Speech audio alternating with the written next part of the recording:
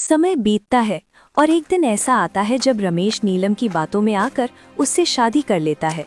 जब नीलम दुल्हन बनकर उसी घर में आती है, गीता चुपचाप खड़ी रहती है। उसकी आंखों में दर्द साफ दिखता है, लेकिन वो कुछ नहीं कहती। शायद यही मेरी किस्मत है। वो फिर से अपने कामों में लग जाती है, जैसे कुछ हुआ ही ना हो। अब नीलम घर में और ताकतवर हो जाती है। वो धीरे धीरे गीता के साथ बुरा व्यवहार करने लगती है और छुपकर उसकी सेहत को भी बिगाड़ने की कोशिश करती रहती है।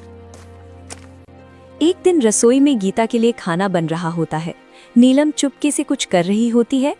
तभी दरवाजे पर खड़ा भोला सब देख लेता है। ये छोटी बहू क्या कर रही थी? कुछ तो गड़बड़ है। वो चुपचाप वहां से हट जाता है, लेकिन उसकी नजर अब नीलम पर रहने लगती है। अब मुझे ध्यान रखना होगा, बड़ी बहू के साथ कुछ गलत हो रहा है। शाम का समय था। हवेली के पीछे वाले आंगन में भोला अकेला खड़ा कुछ सोच रहा था।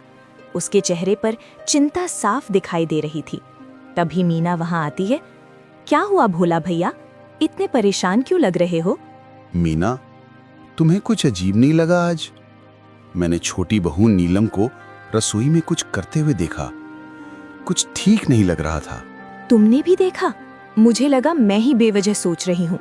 मतलब तुमने भी कुछ देखा है? हाँ, पिछले कुछ दिनों से मैं देख रही हूँ कि छोटी बहू बड़ी बहू के खाने के पास बार बार जाती है और ऐसे बर्ताव करती है जैसे कुछ छुपा रही हो। मुझे भी यही लगा, और आज तो मैंने साफ देखा कि वो कुछ गड़बड़ कर रही थी। लेकिन हम बिना सबूत के कुछ कह भी तो नहीं सकते। अगर हमने गलत बोल दिया तो मुसीबत हो जाएगी। हाँ, लेकिन अगर सच में कुछ गलत हो रहा है और हमने चुप्पी साध ली तो बड़ी बहू के साथ बहुत बड़ा अन्याय होगा। तो अब क्या करें? हमें उस पर नजर रखनी होगी हर वक्त।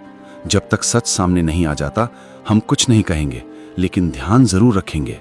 ठीक है भैया, अब से हम दोनों ध्यान रखेंगे। बड़ी बहू बहुत अच्छी हैं, उनके साथ कुछ गलत नहीं होने देना चाहिए। और सही समय आने पर हम सच्चाई सबके सामने लेकर आएंगे। दोनों एक दूसरे की तरफ देखते हैं। उनके मन में चिंता भी है और सच्चाई सामने लाने का इरादा भी।